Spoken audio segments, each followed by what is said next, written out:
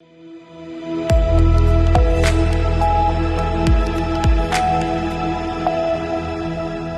के बाद रुक करेंगे यूपी बुलेटिन की ओर, जिसमें बात होगी फर्रुखाबाद की, जहां लेखपाल के खिलाफ एक पीड़ित ने नगर मजिस्ट्रेट को ज्ञापन सौंपा है।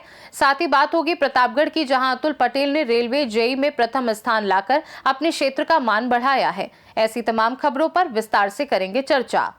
प्रतापगढ़ के पट्टी के चंद्रोदय इंटर कॉलेज के पूर्व में छात्र रहे अतुल पटेल ने आरआरबी जेईई में अपने जोन में प्रथम स्थान हासिल किया है, जिससे परिवार, विद्यालय और क्षेत्र का मान बढ़ा है। सभी गांव और क्षेत्र वासियों ने बधाई और शुभकामनाएं प्रेषित किया।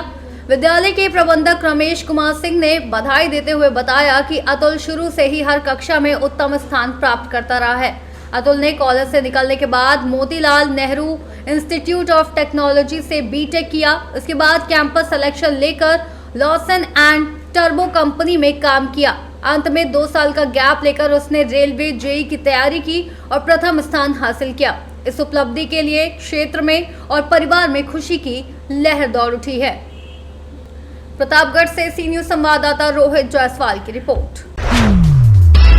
प्रयागराज के जौहरी पावर हाउस में जेईई अविनाश यादव और उनके सहयोगी संविदा कर्मी आलोक सिंह, अमरेंद्र बिंद और पवन बिंद के खिलाफ क्षेत्र में पैसे लेन देन को लेकर विवाद सामने आया है, जहां आरोप है कि उन्होंने एक कस्टमर से 30,000 से 50,000 रुपए तक की मांग की और फोन पर मुकदमा दर्ज कराने की धमकी दी। पीड़ित परिवार द्वारा समय मांगे जाने के बावजूद जेईई और उनके कुछ सहयोगियों ने कस्टमर को बुलाकर पैसे ले लिए, जिसका कुछ वीडियो और साक्ष्य सोशल मीडिया पर वायरल हो रहा है। मामले की गंभीरता को देखते हुए विद्युत विभाग के आला अधिकारियों से संज्ञान लेकर कार्रवाई करने की अपेक्षा जताई जा रही है।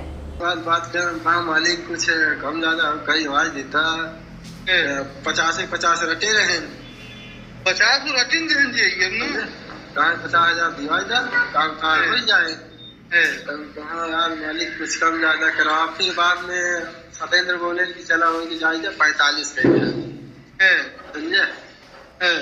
अमरेंद्र कहें हाँ अमरेंद्र भाई लॉकडाउन तार काटे हाँ श्रीकांत हाँ कहा मालिक समझा करा हमारे देव पड़े कैसे करा जाए कुछ और करा तो उनका चर्चा कहे 40 कर दो। फिर बाद में वीरेंद्र बोले एक काम करी 35 में हमला डन करा, अब इससे कम ना हो पाए। नहीं भाई उतना पैसे ही मेरे पास नहीं रहा। फिर बाद में हम कहा कि 25 थे, फिर बाद में कहा था, फिर बाद में उसके बाद एकदम लास्ट में आए हैं 30 तक। हाँ कहा कि चला अभियान फिर चला 30,000 में डन करवा देगा। फिर उनके चाचा से बात, चाचा कहे चला छोड़ा सककर चला हम अपने भतीजों से बात करके कुछ कम ज्यादा करवा देगा। बस उतने पे बात अर्जी बात है वो हम कहा लोग भाई समझ ले कहा तो देखी क्या करते अगर अगर टूटा था तो बात कर ले देखी क्या करते।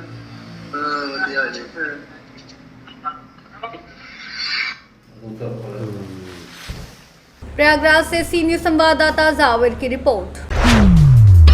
प्रयागराज में आम आदमी पार्टी की रोजगार 2 सामाजिक न्याय 2 यात्रा संगम पहुंची, जहां सांसद संजय सिंह की अगुवाई में यात्रा के प्रतिभागियों ने मां गंगा की विधि विधान से पूजा अर्चना की।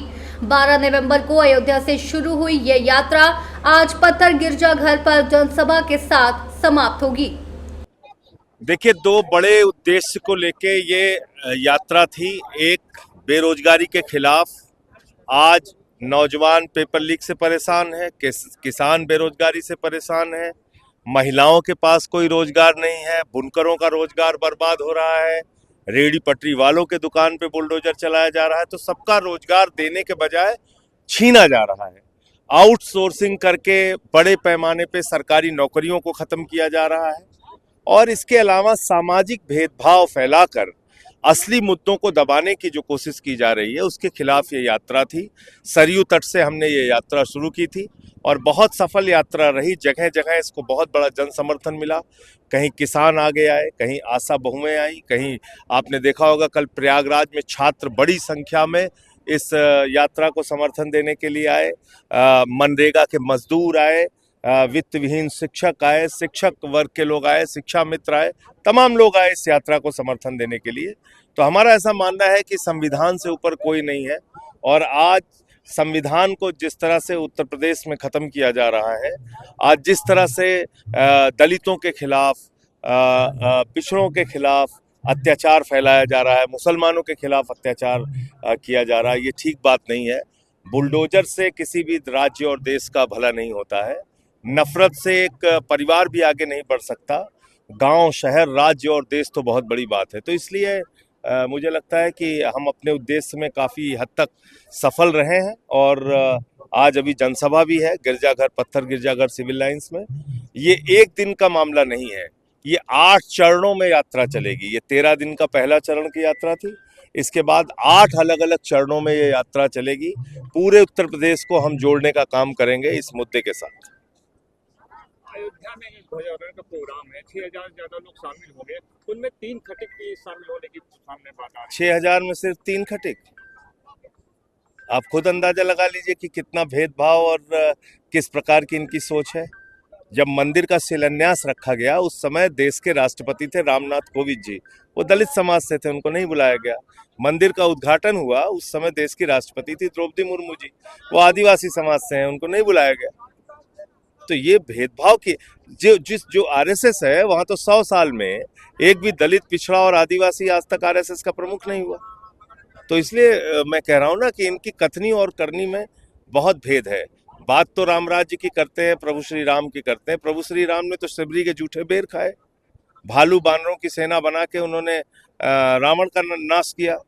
तो आप राम का तो सबसे बड़ा आदर्श ही यही था कि सबके साथ समान दृष्टि से न्याय, जो यूपी में नहीं हो रहा है। तो जब ध्वजारोहण करने के लिए आ रहे हैं प्रधानमंत्री जी, तो वो इस बात को बताएं, लोगों के सामने उजागर करें। 100% भेदभाव हो रहा है, 100% भेदभाव हो रहा है। आज प्रयागराज में पहुंचे हुए हैं, जहां पर प्रयागराज से सी न्यूज संवाददाता जाबिर की रिपोर्ट। यूपी बुलेटिन में फिलहाल के लिए इतना ही। बने रहिए सी न्यूज भारत के साथ, हर खबर आपके साथ, आपके हाथ।